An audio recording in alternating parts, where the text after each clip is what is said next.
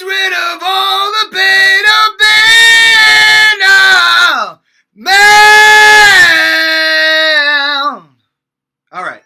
So how to sing like M motherfucking Shadows. Okay. This guy's one of my favorite singers. He's probably one of the hardest singers out there to try and sing. The first thing that I would say is that if you're trying to sing like Shadows, don't expect your voice to be clean. Just don't, okay? You can clean it off. You can do all these exercises to keep your voice healthy, to get you through a tour. That's fine. But you're not going to have a clean voice. You're just not. It's just not going to be possible. Your voice is going to be fucked up. It's going to be dirty. It's going to be raspy. You might lose your voice a little bit. Why? Because you're screaming. You're screaming! Okay? That's why. And so I do have techniques that I can teach you to keep your voice clean. Singing rock music like this, in this particular style, whether you're doing it like this, or maybe David Draymond, or some of these singers that just do a lot of dirty type singing, you have to really clean off the voice. First of all, before you sing, it's a longer warm-up, okay? Because you destroyed it the night before. And after you sing, you're going to have to do a big cool down, okay? And so the way that you get into it, the way that you get into the sound, is you start out by just simply doing clean sounds, okay? And I'll talk about the warm-up in a second and the cool-down in a second. But the way that you really get into it is you start out with clean sounds. So start out with like a little bit flat there.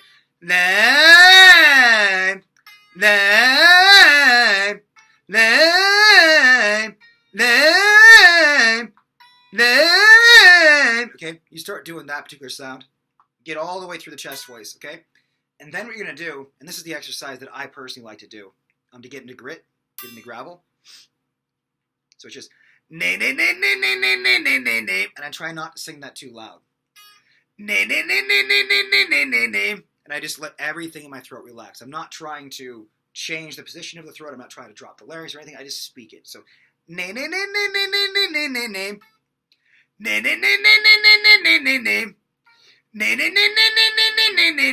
okay, and that's how I'll start to get into the grit. That's how I'll do it. What is that? Well, it's just a grunt. Just a and I try and keep it as relaxed as possible. I'm not okay, I'm just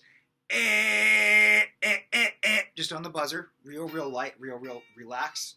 And then when I'm singing, if the note calls for it, I'll sing it harder. And, you know, there's a lot of songs by Shadows that he sings where it's just, you know, kind of an unbelievable, really just an unbelievable scream. We can worry about the screaming later. This is how to sing like M Shadows, not how to scream like M Shadows. The screaming is something that I'm not necessarily an expert at, but as far as getting the gravel in there, being able to sing through the upper register like that, yeah, I mean, it's not going to be easy. Let's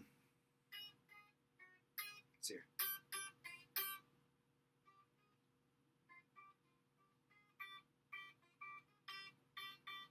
Let's see here. I feel insane every single time I master compromise. I feel away. Okay. I feel insane every single time I master compromise. Okay. And the way that he's really doing that is he's not fully grit, not fully singing. He's kind of somewhere in between that.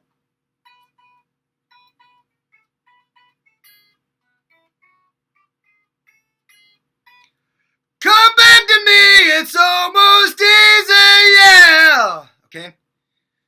Come back to me, it's almost easy! And that type of stuff, he's taking it way back. He's going, come back to me! Let's see.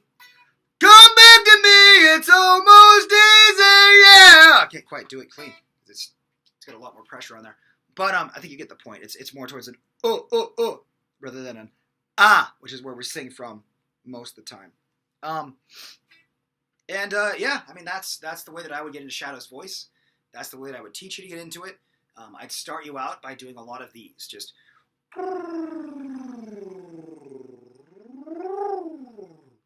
have you do that for like 20 minutes before you start singing, before you even get into it. Just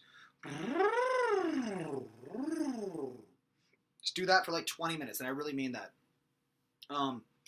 Because the thing is that you can beat up your voice pretty damn hard without ever having to have any surgery or without ever having to have any really real problems with your voice.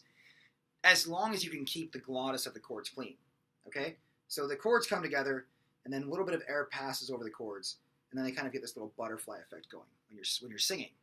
And that's what you want to try and maintain when you're singing on tour, when you're singing a lot with a band or whatever. If you start to lose that to where your chords get a lot of calluses built up on that particular point, you start to get a lot of problems with the just the chords in general not closing properly. So in other words, there's stuff that's built up on the edges here, and they air starts coming through. They're not closing easily. Then it's kind of like the best example I've ever heard is it's kind of like putting on some ski gloves and trying to play guitar. You can still do it. It's just that it's much harder. Okay, it's much harder to do. And you do that for a long time and say that those gloves started to harden around your fingers. It's going to start to get really hard to play. It's like, okay, well, I can't really move my fingers anymore. You got to get that junk off of there. And that's what happens with the chords. They won't stretch, and you'll get what's known as nodules. And so you've got to clean off the chords both before you start singing and after you're done. And so I recommend just this tongue trill. And you do that before 20 minutes, afterwards for 20 minutes. And for afterwards, you actually want to do it a little bit differently. You actually want to start out when you're first doing it, a little bit in the upper register, not too much, don't worry about it too much.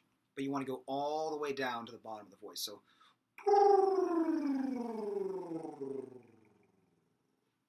okay. Just keep going.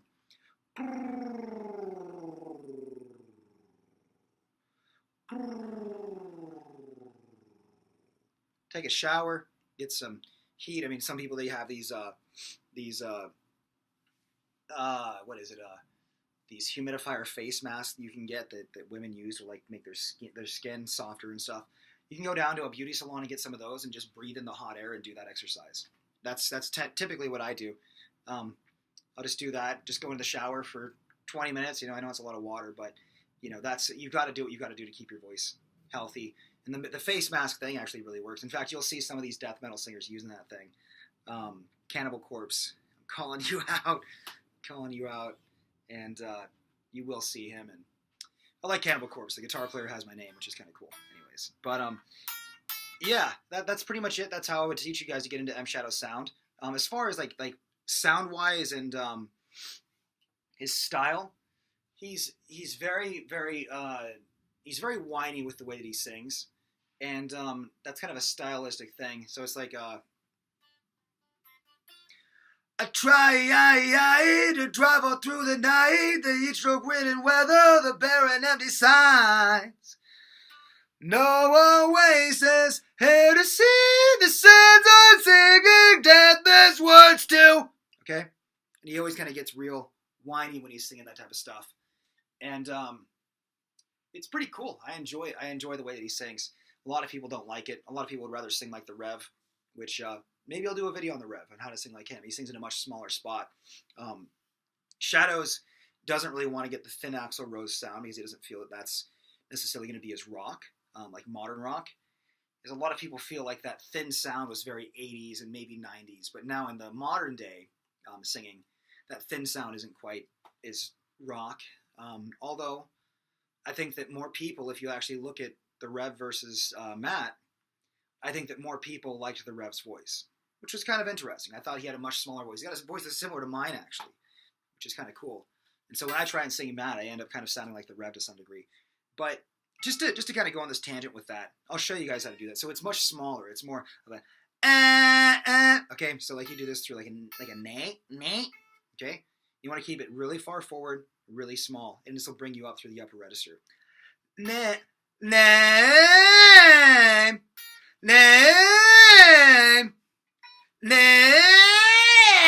There I'm in the falsetto.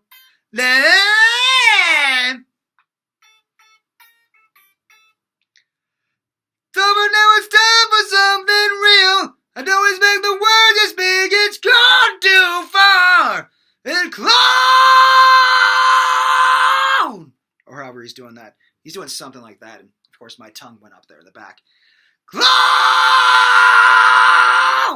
And that's just, yeah! Okay? That scream like that, which he'll do in the upper register. And Matt will do that as well in a lot of songs. I don't even know if I should even attempt this stuff, but let's see. I'll attempt it. If I fuck up, it's your fault, not mine. What was that thing? It's kind of a similar, actually the same exact notes. Let's see. So that went like.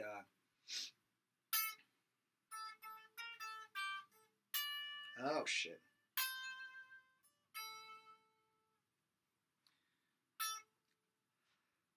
This'll be the final time and let go! That's about all I got. Ran out of air. But yeah, I mean, when he gets to the upper register, he's frying it up. He's screaming it up. And when he's in the middle voice, he's the middle upper register, he's graveling it up. So fry scream, yeah! You can do that. Good luck maintaining your voice.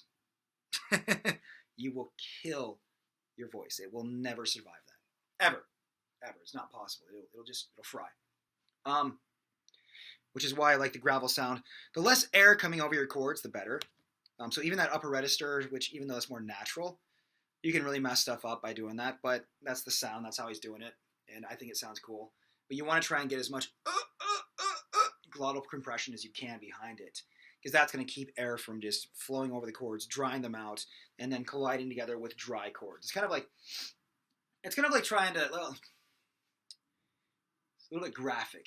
Let's just say your chords need a certain amount of lubrication in order for them to move the right way. Okay, let's just say that.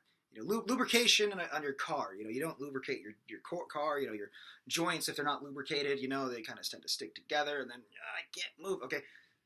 You get it, okay? There won't be any movement on that shit, all right? Anyways, Patrick O'Brien, that is my name, and go over to songrocker.net if you enjoyed this. And once again, I'd recommend getting my video series, The Elements of Singing, and that's where I'd want you to start. And then once you get some of those techniques down, once you're pretty close with them, where you think that you've got, like the mask, for example. See my tongue there? Oh, learning to yawn into that, getting a bigger sound.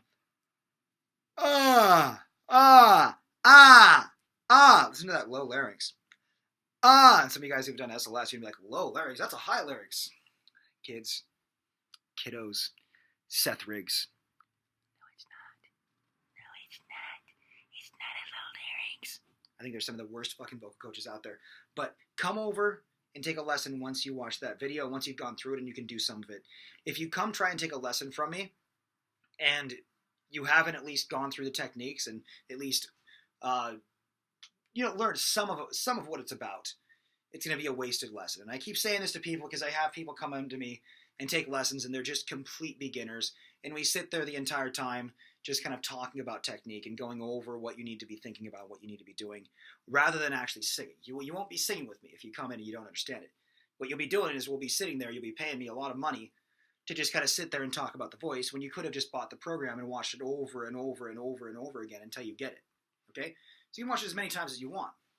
Because once you get the technique, then it's about cleaning up everything. Now, if you're just struggling, you're just like, hey, Patrick, I bought the video series, Elements of Singing. It's not helping me. I don't know what's going on with my voice, man. I'm just stuck in like this shit register. Come in and take a lesson with me. We'll figure it out. We'll figure out what's going on. But the lessons really should be more for developing your own sound, developing your own character, turning you into the rock star that you want to be, figuring out what the sound of your band should be, figuring out what your voice sounds good with, what it doesn't sound good with. Okay, certain tones that sound cool. Like, for example, my voice sounds really cool with a bright kind of nasal punk rock sound. That's where my voice sounds cool. It also sounds kind of cool with a deep kind of operatic sound, but I don't think it's quite as rock, okay? And so I had to figure out what sounds good for me. And I kind of wish that I would have been a little bit more creative, because there are other things that I'm going to be doing with my voice. Coming up with this new album that I will be coming out with, probably I would say in about a year. I would say it's probably going to be done. I'm taking my time with it. But anyways, over and out.